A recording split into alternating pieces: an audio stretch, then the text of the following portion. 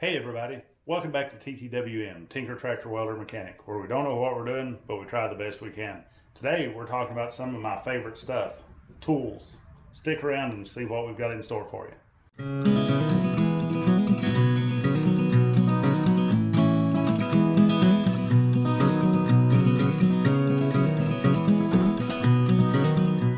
So today's video is going to be all about tools for not just the new tractor operator or a small homeowner type tractor operator, but any tractor operator at all. We're going to talk about some of the more professional tools that I own, and then we're going to look at some more cost-effective alternatives for tools that can get maybe not the exact same job done, but a close to similar job done for a little bit cheaper price that's going to be a little bit more friendly to your budget.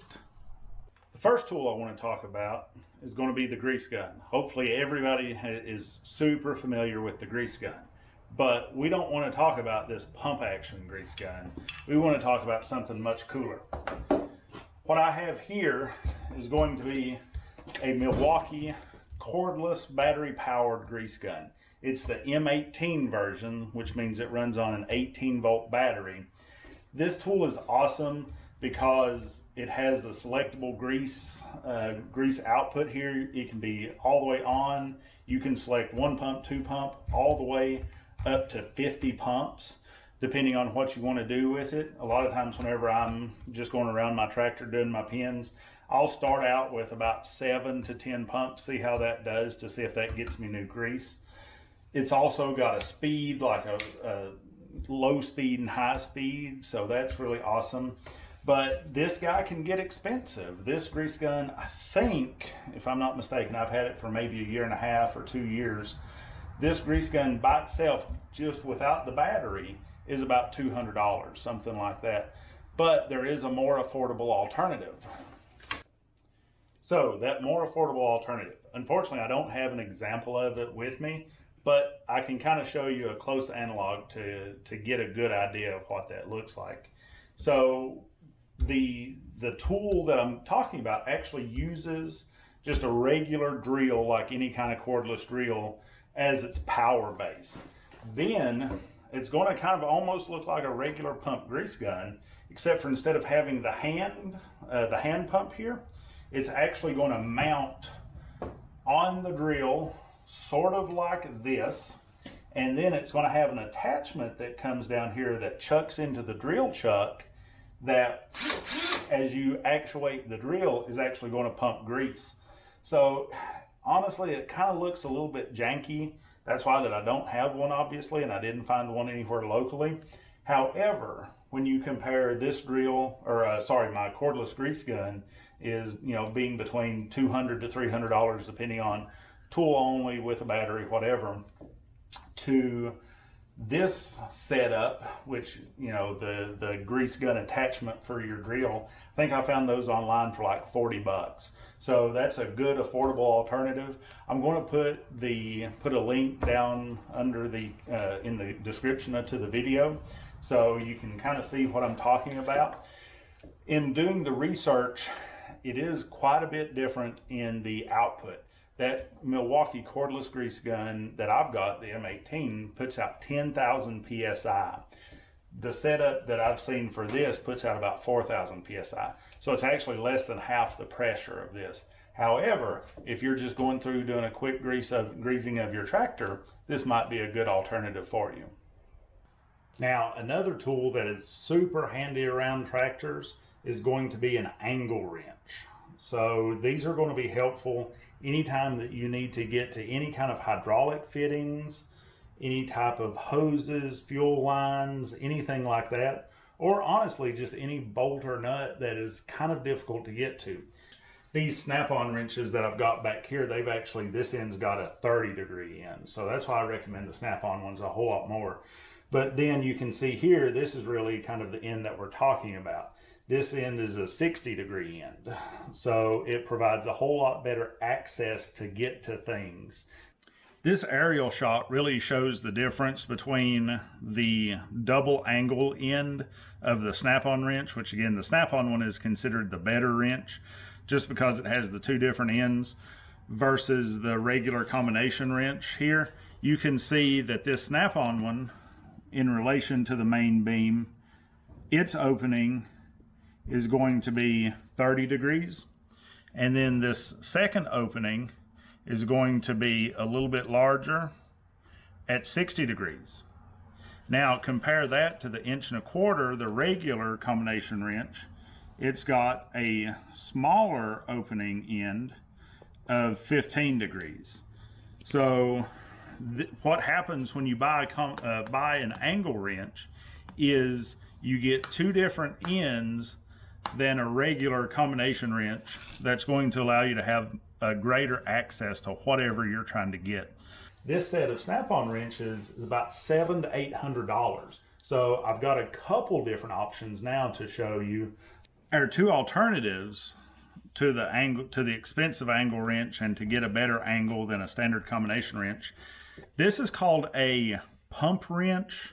These came from Harbor Freight, and I believe that I've had these for about 10 years or so, and I believe I paid somewhere in the neighborhood of $40 for this set, and it went from like 3/4 inch all the way up to maybe 2 inch. I can't remember exactly how high it went, but it went pretty high.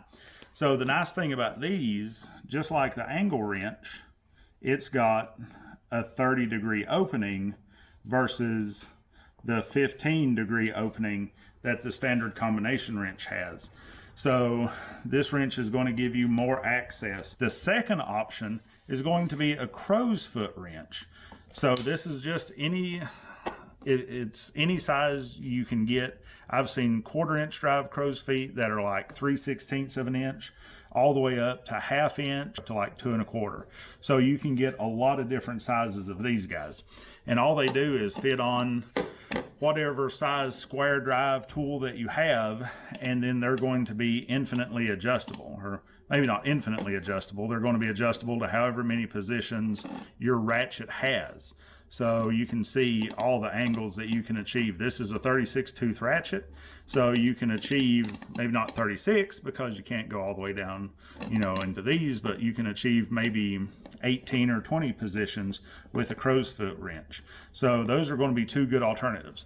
The Crowsfoot wrenches, you can buy them anywhere from Harbor Freight, Napa, any place, for probably 20 to, heck, a Snap-on set is like $300 or $400. So whatever you want to spend on your Crowsfoot wrench, you can spend that. But you can find cheaper alternatives to the angle wrench to get a better angle for your open end when you're trying to get to fuel lines, hydraulic lines, stuff like that. So our third tool is going to be one that I really hesitate to bring up, a more cost-effective, i.e. cheaper one. However, I would rather you use a cheaper one than not use one at all. And that's going to be a torque wrench. There's many different styles of torque wrenches. My preferred style is going to be this traditional clicker style here. This one happens to have a flex head. There are also dial torque wrenches where they've got needles that you kind of watch the needle on, either up here, or some have the beam here. As you torque, the needle stays at a fixed point and the scale kind of moves, stuff like that. Torque wrenches, they're super important, but for the most part, homeowners, small-time farmers, stuff like that, the biggest thing that we're usually going to be doing with torque wrenches are going to be torquing our wheel lugs to make sure that our wheels don't fall off in the field, torquing our loader bolts, the mounts for our loader bolts to make sure that our loader doesn't fall off in the field, and then just general maintenance. So I don't think that a more cost-effective torque wrench is really going to hurt that all that much. Now, I definitely, if you're going to try to go in and you're going to try to rebuild your engine, you're going to try to rebuild your hydraulic pump, something like that, 100% spring for the good, spendy, expensive torque wrench from a well-known tool company. But you do have options for the torque wrenches. This torque wrench here that I was talking about, that is my kind of go-to torque wrench. It's a Matco torque wrench. This one's my 1/2 inch version. I've got a 1/2 inch version. I've got a 3/8 version. I've got all the way down to a little teeny tiny torque screwdriver that measures in inch pounds that goes from 0 to 36 inch pounds. So that's like a cat's whisper basically there. So, but this torque wrench here in the 1/2 inch flex head, again, this guy's about 15 years old, but I want to say whenever I bought it that I paid about $400 for it. So multiply that times however many I have, 4, 5, 6, 7 torque wrenches. That's a lot of money that you're going to have involved in it. So let's look at a cheaper alternative. This is our more affordable torque wrench option. This is a Quinn 1/2 inch drive torque adapter. So you can see basically this is the female drive that you'll put your breaker bar, you'll put your ratchet, whatever in. Then this end is going to be the socket end. I've never used this before. I went to Harbor Freight this afternoon and picked this up specifically for this video to kind of, you know, might not even test it out, but let's just kind of look at it to see. You can see it's going to be a 1/2 inch drive, and you can see that the torque range says that it's between 29.5 to 147.6 foot-pounds or 40 to 200 Newton meters. So let's go ahead and tear into this and see what it looks like. We're back to our bird's eye view here. We can see that that torque adapter actually has a nice little hard plastic carrying case. The LCD, I was kind of messing with it a little bit before just to see if I can understand how it works. So essentially you turn it on, it does its own calibration.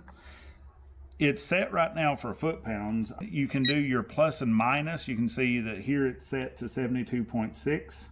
You can go up by tenths with each button press, up or down, or you could hold a long press and then it'll shoot up. So right now it's currently sort of in the middle of the range. So I mean, you know, I hate to say it, but it doesn't seem that bad. I know I've seen a few reviews online, you know, that say that it's pretty good. But I might keep it around and I might do an actual review on it just to see, try to figure out a way to test it with my torque wrenches to see how accurate it is. But you can see how you would use it. Here's just a standard 18-inch breaker bar. You're going to put the torque adapter on it, and then you would just put it on whatever you're going to torque and just apply your torque, and it'll beep when you hit the torque range that you're looking for. So, you know, again, when you compare a $400 torque wrench to I think I paid $24 for this with the Harbor Freight 20% off coupon. It's affordable, again, when we're mostly going to use this for wheel torque, for loader bolt torque, stuff like that. As long as you've got room, really anywhere that you've got room for this height, I would say that it may be a suitable replacement. So definitely check that out. This may be a good choice for you. I just wanted to thank you for checking out our channel, TTWM, Tinker Tractor Welder Mechanic, where we don't know what we're doing, but we try the best we can. Hopefully in this video, we've kind of, you know, exposed you to maybe some tools that maybe you know about, maybe you didn't quite know about. Maybe found some cheaper alternatives to save you some money. In some cases, save, you know, like 90% over what the big tool companies would want. If you like this kind of content, make sure that you click that subscribe button. Keep coming back to us for more of this type of stuff with welding, with mechanic work, with kind of toolbox tours, tool reviews, stuff like that. Again, one of the things that I'll probably be doing is a tool review on this little torque adapter here. So those are the kinds of things that you've got to look forward to. And again, thanks for checking us out and have a great day.